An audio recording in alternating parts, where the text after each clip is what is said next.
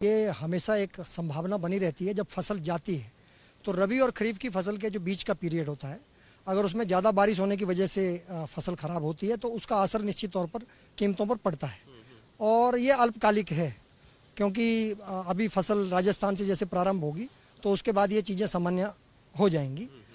मेरा यही आग्रह है कि लोग इस पर जो है ज़्यादा परेशान ना हो, जल्दी ये कीमतें जो है स्थिर हो जाएंगी। सवाल ये है कि आखिर नेफेड के गोदामों में प्याज सड़ कैसे गया? अगर जो है लोगों को मिल नहीं रहा है, नेफेड के गोदामों में प्याज सड़ रहा है, तो इससे तो दोनों लोगों का नुकसान है। एक तरफ जो है जो प्याज सड़ रहा है वो भी बर्बाद हो रहा है, लोगों को महंगा खरीदना पड़ रहा है। नहीं, देखिए, सड़ने वाला कोई सवाल नहीं है, प्याज सड़ने का नेफेड में कोई सवाल नहीं है। लेकिन एक बात हमेशा हमको ध्यान रखनी चाहिए कि रबी के सीजन का जो फसल आती है उसकी लाइफ प्याज की 3 महीना होती है और हमको उसको थोड़ा 3 महीने से आगे ले जाना पड़ता है क्योंकि जो फसल जाने और आने के बीच का जो गैप रहता है उसको फिलअप करने के लिए।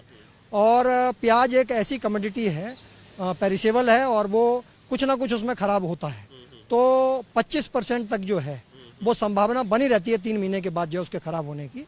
तो इसमें कोई असामान्य नहीं है, तो इसको उस तरह से नहीं लेना चाहिए। हमारे पास सफिशिएंट स्टॉक है, हमने लगातार सफल को प्याज जो है लगातार सस्ते दामों पर उपलब्ध करा रहे हैं।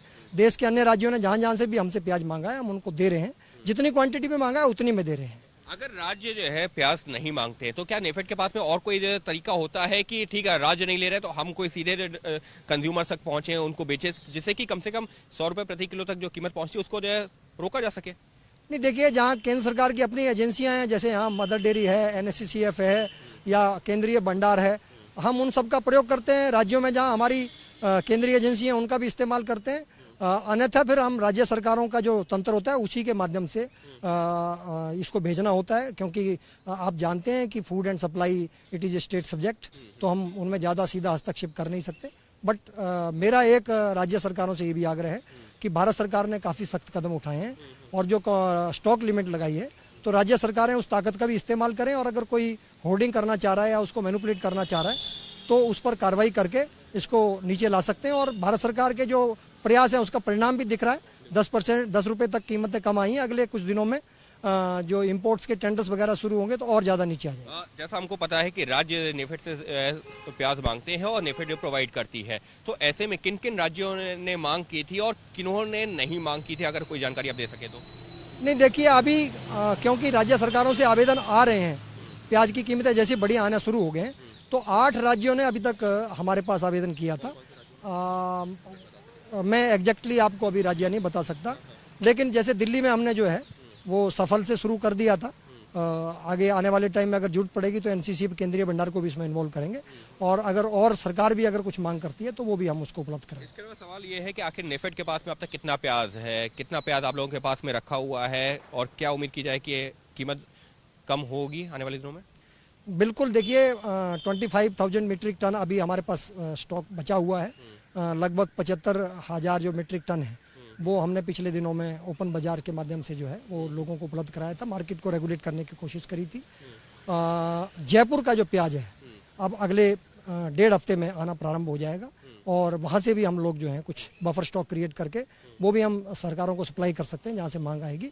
तो मुझे उम्मीद है कि कुछ जयपुर से राजस्थान से प्याज आना प्रारंभ होगा, कुछ पड़ोसी देशों से आना प्रारंभ होगा, तो निश्चित तौर पर कीमतें नीचे जाएंगी। इसके अलावा सवाल ये भी उठता है कि आखिर जैसे आपको पता है अगर हम खुदरा बाजार की बात करें, आपको, मेरे को, बाकी लोगों को 100 रुपए प्रति किलो तक प्याज मिलता है, लेकिन आप लोग राज्यों को किस रेट पे देते हैं? नेफेड राज्यों को किस रेट पे देता है?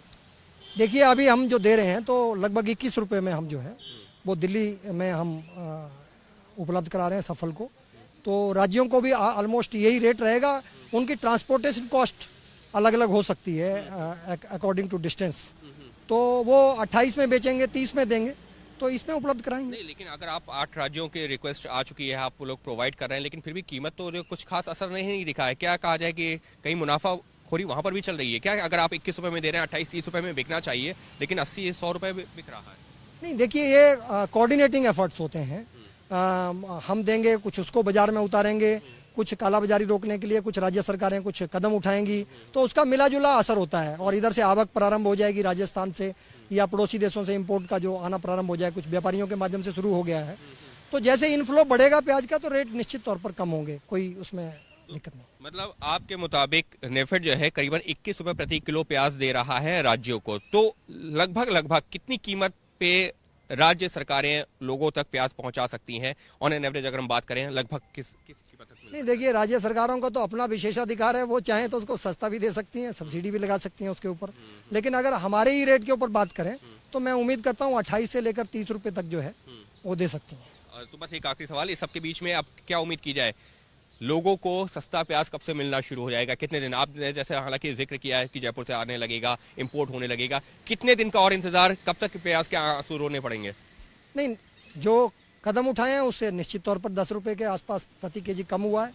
आने वाले दिनों में जैसे इंपोर्ट्स के टेंडर शुरू होंगे उससे और कम होगा, और राजस्थान की आवक 1.5 हफ्ते के बाद शुरू हो जाएगी, तो मार्केट में आवक बढ़ेगी तो निश्चित तौर पर प्याज के दाम कम हो जाएंगे।